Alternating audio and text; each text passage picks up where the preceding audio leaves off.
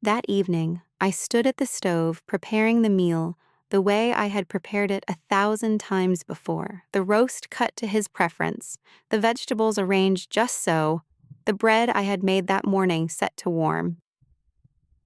The kitchen smelled like home, like all the years I had spent in it, and I was thinking about nothing in particular, just moving through the motions, the way a woman does when she has done something so many times, her hands know the path, without her mind having to guide them. My youngest was at my hip, asking questions about why the carrots were orange. I answered her the way I always did, patiently, while I listened for the sound of the buggy that would mean my husband was home. When he came through the door, he did not greet me the way he usually did, with a nod and the kind of silence that passes between two people who have been married long enough that words are not always necessary. Instead, he set something on the table, a letter, folded and creased, with my sister's handwriting on the outside. His face was different, not angry exactly, but set in a way that made me understand immediately that he had read something he was not meant to read, that my sister's words, meant only for me, had passed through his hands first. He told me to sit, not asked, told.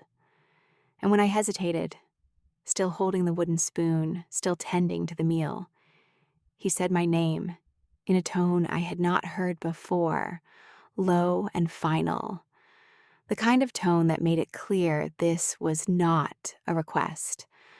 I sat, he stood, and he told me what my sister had written, which was that I had options, that there were people who could help me, that I did not have to stay.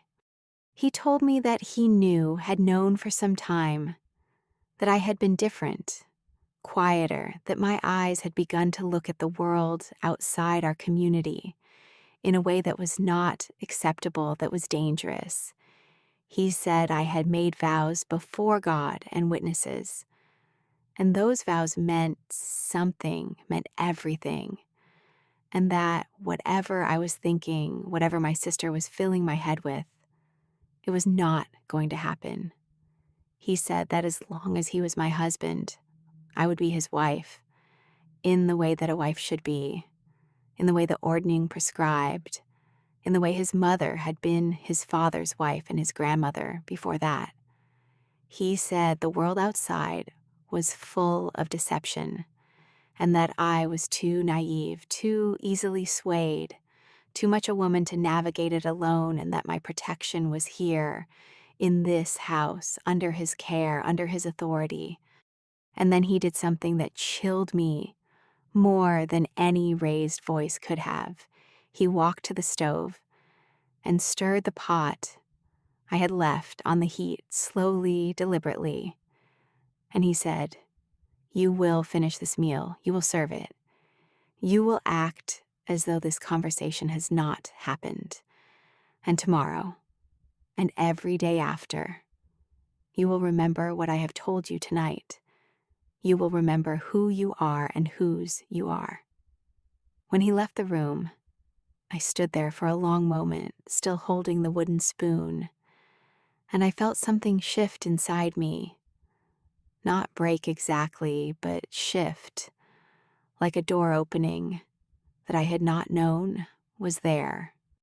That night, after the children were asleep and he was reading his Bible by the lamp in the front room, I sat in the darkness of our bedroom, and I understood something I had been trying not to understand for a very long time, that this was the moment, that this night, this assertion of control, this reminder that my life was not mine to direct, was the thing that would finally push me toward the decision I had been circling for 2 years.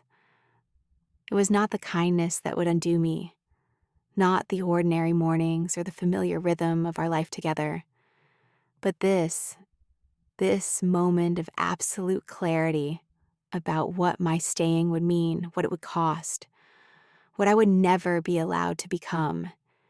if I remained in that house as his wife, under his rule, in the life that had been assigned to me before I was old enough to know what an assignment was.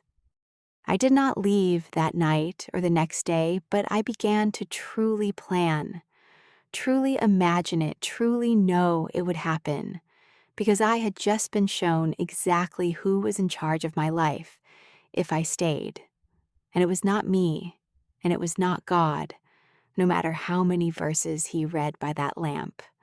I had been reminded, harshly and finally, of the cage I was in, and once you know the shape of the cage, once someone has shown you its bars so clearly, you cannot unknow it. The days that followed were different. I was more careful, more guarded, more calculated in everything I did, and I began to gather the small things I would need, to make the quiet arrangements, to build the life outside in my mind while I performed the life inside, with a kind of detachment that even my husband seemed to sense but could not quite name. When I finally left, 3 weeks later, in the October darkness, with a bag I had packed in secret and a letter I had written and rewritten, I was not leaving because I was weak or had been led astray by my sister or had fallen prey to the world's deceptions. I was leaving because a man who claimed to love me had looked me in the eye and shown me that he loved his authority over me far more. And I had made a choice that night by the stove that I would not spend the rest of my life proving him right about what women alone could not do.